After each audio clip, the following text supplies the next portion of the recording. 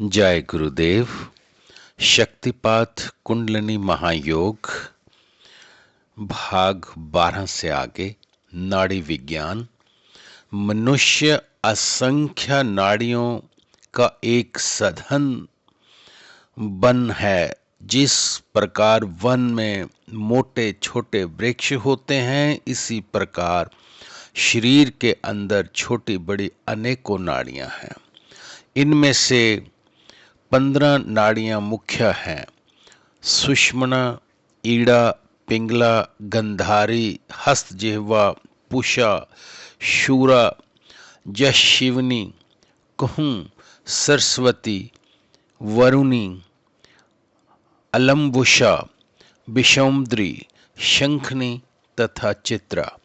गंधारी तथा हस्त जिह्वा वाम तथा दक्षिणी नेत्र से पांव के अंगूठे तक पूषा तथा यश्वनी दोनों कानों में, शूरा नासिका में, कुहू मुख में, सरस्वती जिह्वा के अगर भाग में।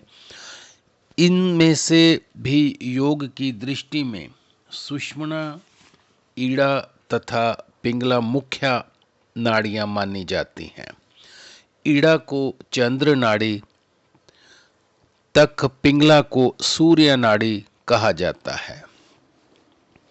सामान्यतः सवास प्रवास का प्रवाह ईड़ा तथा पिंगला के द्वारा ही होता है। यदि ईड़ा तमोगुणी है तो पिंगला रजोगुण प्रधान। क्योंकि चंद्रकाल अर्थात रात्रि में मनुष्य तमोगुण रूपी गहरी निद्रा का आनंद लेता है तथा दिन के समय रजोगुण से प्रभावित लोक व्यापार में संलग्न रहता है। योग की दृष्टि से सुषुम्ना सब नाड़ी से सर्वश्रेष्ठ तथा अत्यंत सूक्ष्म है। ये इतनी सूक्ष्म है कि शल्य क्रिया को इसको शरीर में देख पाना असंभव है, किंतु योग यन ध्यान की अवस्था में इसमें रमन कर इस अंतर का ज्ञान प्राप्त करते हैं। ये नाड़ी मेरु के अंदर स्थित है तथा गुदा के समीप से ही आरंभ होकर सहस्त्रार तक चली गई है। गुदा के निकट स्थान से ही ईड़ा तथा पिंगला भी आरंभ होकर आज्ञा चक्र तक चली गई है। इस तरह ये तीनों नाड़ियां या तो गुदा स्थान पर मिलती हैं अथवा आज्ञा चक्र पर।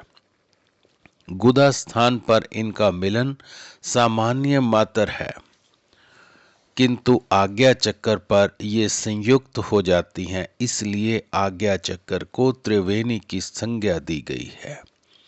जो लोग हठ योग का आश्रय लेकर कुंडलिनी जागृति के लिए प्रयत्नशील होते हैं, वह प्राण वायु को गुदा स्थान पर स्थित करके मंत्र शक्ति से अथवा ध्यान मात्र से प्राण वायु को धक्का लगाकर सुषुम्ना में प्रविष्ट करने का प्रयत्न करते हैं। यदि वह इसमें सफल हो जाते हैं तो इसी को कुंडलिनी की जागृति कहा जाता है। तब उनका भी स्वयं सिद्ध साधन आरंभ हो जाता है। सुषुम्ना के फिर 3 भाग हैं जो सुषुम्ना के अंदर खोलों की तरह स्थित हैं।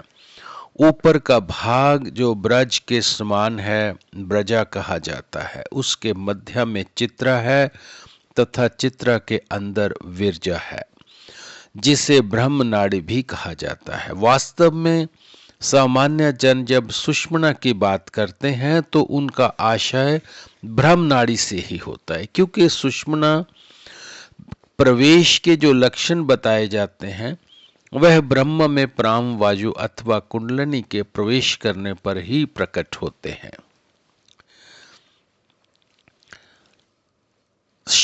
72 करोड़ 1 नाड़ियों का वर्णन किया गया है। एक सुषुम्ना है तथा प्रधान नाड़ियां हैं। प्रत्येक प्रधान नाड़ी से 72,000 नाड़ियों की शाखाओं की तरह फूटना कहा गया है। मूल आधार आदि जितने चक्कर हैं वह सभी नाड़ियों के गुच्छे हैं। यहाँ नाड़ियां फुटकर शरीर के विभिन्न अंगों में जाती हैं। इसलिए जिस चक्कर पर क्रियाशीलता प्रकट होती है उससे संबंधित शरीर के अंगों में क्रिया की अनुभूति भी होती है। देह त्याग करते समय जिसके प्राण सुषुम्ना मार्ग से होकर सहस्त्रार से बाहर निकलते हैं उसका कपाल मरते समय अपने आप फट जाता है तथा वह मोक्ष को प्राप्त होता है। जिसके प्राण अन्य नाड़ियों के माध्यम से निकलते हैं उसके लिए अभी आवागमन का चक्कर शेष है। जय गुरुदेव।